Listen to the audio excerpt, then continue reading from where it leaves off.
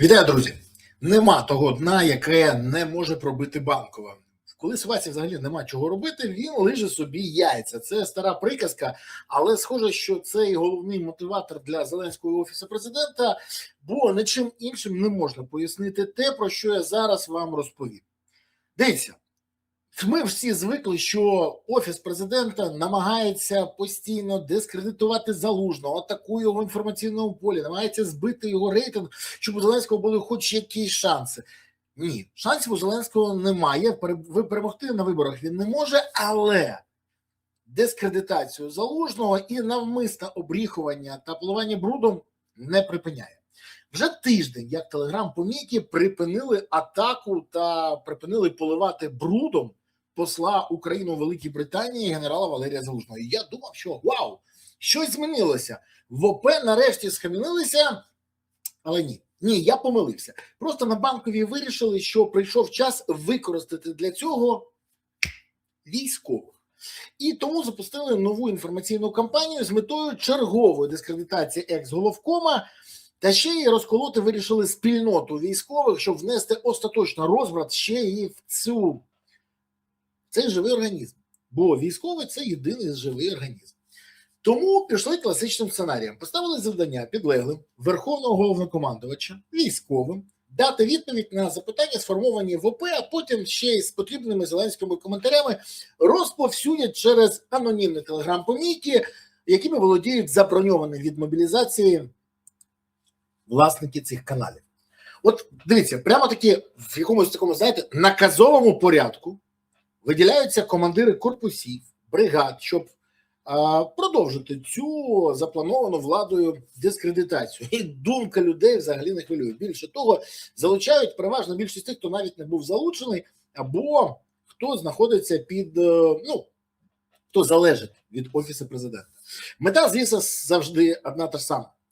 Подати свій варіант історії, переписати її, сфальсифікувати так, щоб вона не просто контрастувала з тим, що каже Залужний, тим, що підтверджують офіцери НАТО, а щоб вона відбелила нашого найпотужнішого і найкращого президента України і взагалі людини, з якої почалась історія країни. Ні, це сарказм. А якщо серйозно, влада вважає, що це в неї спрацює. Більше того, тут якраз ми бачимо, що використовується технологія, коли розділяй і владій. Я зараз вам дещо продемонструю. Почнемо ми ось з цього. Це лист на головнокомандувача Збройних сил України пана генерала Олександра Сирського. Пише його сам полковник Сенник, який відірвався навіть від написання своєї книги, освоювання грантів, поїздок за кордон в питаннях, наприклад, розмінування. До речі, де голова управління комунікації Збройних сил України і розмінування. Хоча, коли поїздки за кордон зупиняли пана Сенника від того, щоб їх якось обґрунтувати. Тут же головне що? Вирватись кудись, а для цього, щоб нормально можна було виїжджати, треба відпрацьовувати. І от з'являється оцей лист, де він пише: до Головного управління комунікації України, Збройних сил України, Головного управління комунікації надійшов запит від видання «Бабель», адресований Головнокомандувачу ЗСУ Сил України щодо підготовки матеріалу реконструкції наступальних дій Сил оборони України влітку 23-го року. З метою належного опрацювання вказаного запиту пропоную доручити начальнику Головного оперативного управління Генерального штабу ЗСУ України підготувати інформаційно-довідкові матеріали щодо порушення у запиті питань. Командувачу сухопутних сил України, Збройних сил України, спільно з командувачем угруповання об'єднаних сил та угрупування військ сил «Схід» організувати надання в межах компетенції відповідей на запитання, викладене в запиті командиром 3-го армійського корпусу бригадним генералом Андрієм Белецьким, тимчасово виконуючим обов'язки командира 10-го армійського корпусу бригадним генералом Артемом Богомоловим та заступником командира 11-го армійського корпусу полковником Павлом Федосенком. Командувачу десантно-штурмових військ Збройних сил організувати надання в межах компетенції відповіді на питання, викладені в запиті одним з командирів учасників тих подій. Командира відібрати окремо, проговорити з ним, схоже, хочуть, а потім, або зараз покажу ще, що хочуть. Ну і начальнику Головного управління комунікації узагальнити отримання інформацію та надати відповідь заявнику з врахуванням вимог інформаційної безпеки. Сам собі написав, сам собі дав завдання. Далі розписали все, як є. Отут вже цікаво, бо це відповіді, які узгоджують вже, бо вони повинні відповідати потребам, не тільки безпековим. Зараз буду розповідати все, що завгодно, але коли пан Сенник відпрацьовує поставлену задачу, він трохи палиться. І, мабуть, не очікував, що ця відкрита інформація, бачите, гриф «відкрита інформація» потрапить в публічний простір. Далі, оце найцікавіша історія з цього. Це головним управлінням комунікаційних збройних сил разом з головним управлінням за результатом опрацювання для видання Бабель, і далі вже там наскільки все підготували. Все є. Ще раз кажу, уявляєте собі, щоб в країні, яка воює, все керівництво країни займається саме цим питанням. І тут є декілька моментів. Головне, що навмисно проігнорували те, що нещодавно написав Associated Press, а почали апелювати до більш давньої річної статті New York Times. Чому? А тому, що в Associated Press є пряме посилання на заяву офіцерів НАТО, які підтверджують, що рішенням Зеленського про розділення сил був знищений план контрнаступу на Запоріжжі, який створили Залужний та офіцери НАТО. Без звернення на цей топ-момент не отримуємо потрібне. Потрібне те, що хоче в Офісі Президента. Тому звернулися до більш старої статті, а цю просто ігнорують. До речі, цікаво, чи хтось вважає, що це спрацює? Дійсно, давайте серйозно казати. А що це повинно бути? Що це скаже, що ні, це не Зеленський розділив, а хто? Хто міг розділити? Якщо всі підтверджують. Якщо підтверджують ті, хто приймали участь тоді у ставці, якщо підтверджують це офіцери НАТО, якщо це підтверджує Залужний. До речі, Зеленський сам мовчить. Правильно. У нього для цього є обслуга, яка буде відпрацьовувати і відбілювати шефа. Але що ми бачимо? В Офісі Президента дуже хочуть переписати історію, тому дали наказ. І відповіді виданню, ще раз, зверніть увагу, бере під контроль особисто головком ЗСУ Сирський, якому, схоже, нема чим зайнятися, окрім цього. Може, вже всі барси зроблені, нагрудний знак Барс, штурмові війська Барс, окрема історія Барс. Вже себе всюди на барсів, хочеться зрозуміти. Хоча ні, є ще пару історій, але це для окремого ефіру. Там ми побарсимо про Баріна, поговоримо і про це. Але найцікавіше, контроль за цим доручений керівнику ГУК ЗСУ, Головного управління комунікації, полковнику Сеннику. Ще раз кажу, він навіть закинув написання книжки, освоєння гранту, поїздки за кордон і інше сибаритне життя, яким живе пан полковник, замість того, чим повинен займатися. І от тут найцікавіше, бо коли шоумен тупає ножкою, та підлеглі шоумена вже звикли негайно виконувати його команди. Щоб отримати нові звання, посади та нагороди, а не догани, або зняття з посад, або, скажімо так, зняття зірочок з погоні. А головне завдання – сформувати думку, поставлено, що це не Зеленський розділив війська, а тому він не несе відповідальність за наслідки. Цікаво. От дійсно цікаво. А те, що це фактично може бути розцінено в НАТО, як спроба звинувати їх в брехні,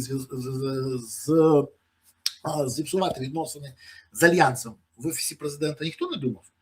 Чи навпаки подумали і навмисно так зробили? Зіпсували вже відносини з ЄС, і всі вже кажуть, що після атаки на НАБУ і САП довіри до України не відновлено. А тепер ж вирішили із НАТО посваритися. До речі, це вписується в ідеологію: нас в НАТО не чекають, нас в Європі не чекають. А де нас чекають? У Зеленського в країні мрій, в яку він вималював в серіалі «Свати»? Може, в Китаї нас чекають? В Рашці? В Північній Кореї? Бо вибір не дуже великий.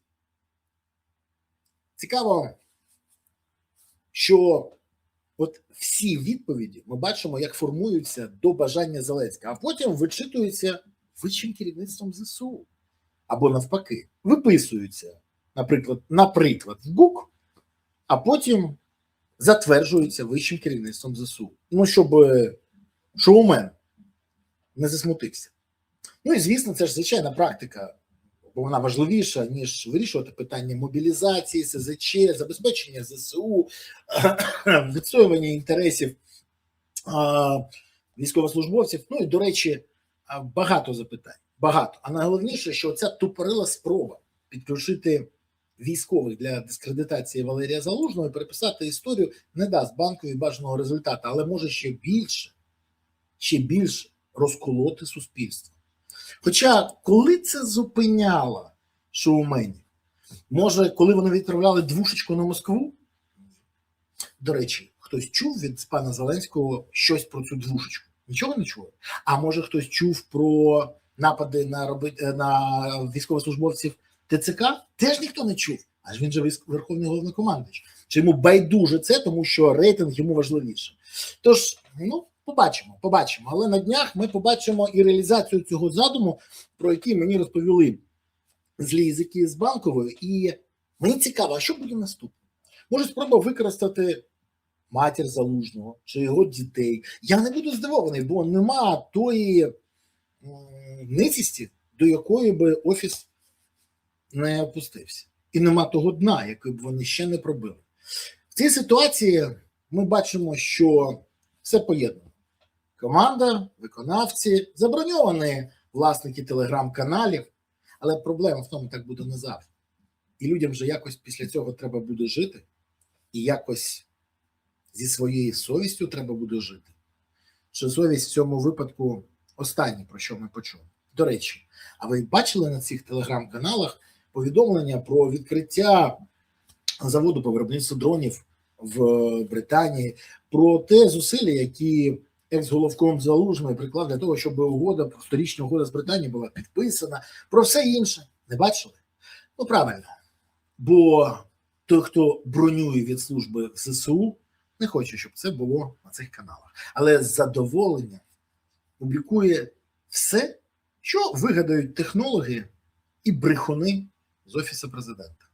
До речі, незабаром, впевнений, ми почуємо, що це Зеленський вивів всі війська напередодні повномасштабного вторгнення, а Залужний йому не давав. Це Залужний особисто себе звільнив і особисто відправив себе послом у Британію. Не буду здивований. Бо будь-яка маячня, яка вважається хворобою або хворою історією, може бути реалізована у виконанні шоуменів з Банкової. Але це їм все одно не допоможе. Дякую, що дивилися, дякую, що підписалися, дякую, що поставили лайк, вподобайку і прокоментували. До речі, напишіть, будь ласка, як ви ставитесь до цієї історії. Це дуже важливо. Я хочу подивитися ваші думки і потім проаналізую їх. Але головне, не забувайте, попри все, що відбувається, треба підтримувати ЗСУ. Бо ЗСУ – це єдина сила, яка є запоручником того, що запорукою того, що в Україні є майбутнє. Тому донатьте на ЗСУ, приєднуйте ЗСУ, допомагайте ЗСУ. Гуртуйтесь навколо інтересів ЗСУ, і тоді у України є майбутнє. Дякую, що дивились.